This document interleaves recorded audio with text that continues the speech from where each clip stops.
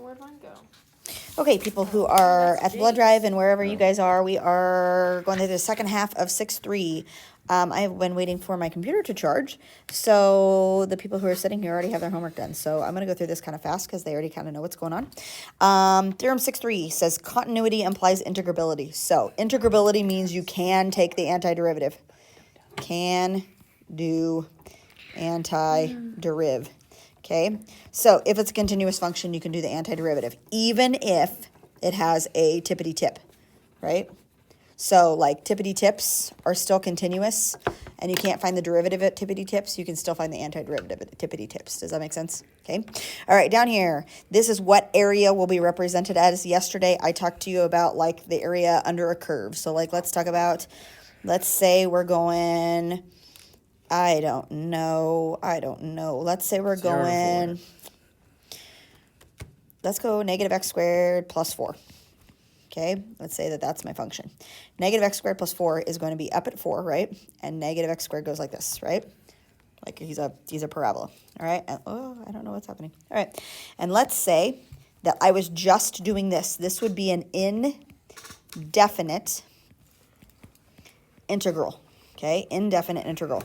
Okay, and so what I would do is if they give me this and they say evaluate, I would just simply find the antiderivative, which would be negative 1/3 x cubed plus 4x plus c. That would be the answer to the indefinite integral, right?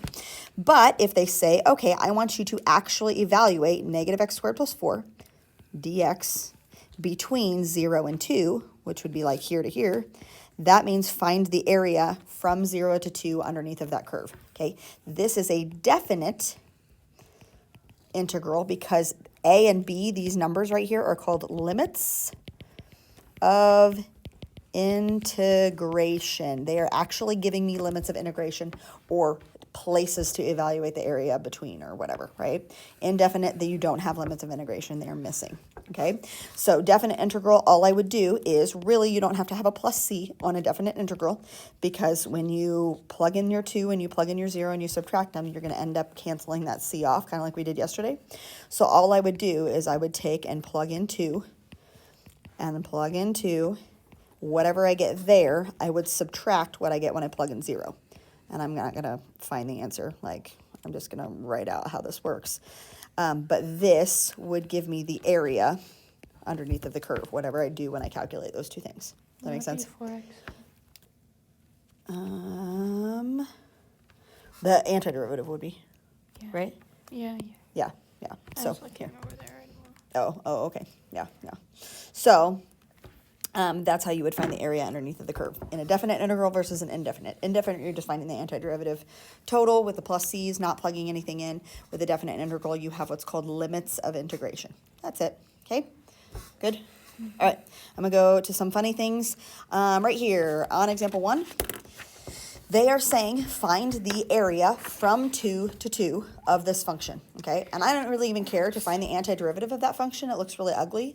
But what I'm trying to do is whatever my curve looks like, I don't know what my curve looks like. It's a square root function, so it looks like that. I am taking a slice right here and like trying to find the area of this slice from 2 to 2. But he has no width, right? So when you have the same number right here, like you have no width of your slice, like I'm trying to take a slice of bread, but it has no width. So it's going to have an area of 0. So you don't even really have to evaluate the antiderivative because your thing has no width. All right. Now, this other thing, example 2, says here, normally your top number is your big number and your bottom number is your small number, right? When it goes the other way around, you're trying to find the area in reverse. So you're, instead of going from 0 to 3 of whatever your curve looks like, you're trying to find from 3 to 0. And what that's going to do is that is going to change your sign to be negative. So if you're going from B to A, it's the negative of what it would have been A to B. So what I can do is I can find the area from 3 to 0 and then just take the negative of that. Does that make sense? Right? Mm-hmm. Because it's just working the opposite way. So when you're going 3 to 0 versus 0 to 3, it just changes the sign of it. Does that make sense? Maybe, ish, not? Okay, sure. All right, the additive property, this just means that if you have, I'm going to do a different example. I'm going to go to like, and this kind of says the same thing right here, properties of definite integrals. So let's say we have like number 5.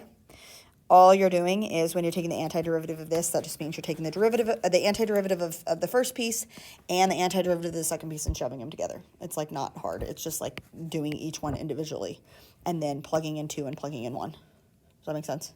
So that's what the additive properties and stuff like that mean, that like you can just do each piece individually and add them together, right? Like you can just plug those numbers in. Okay? Good? That's all. That's it. Great. Yeah. That was a lot of skipping through, but anyway. So, okay, good?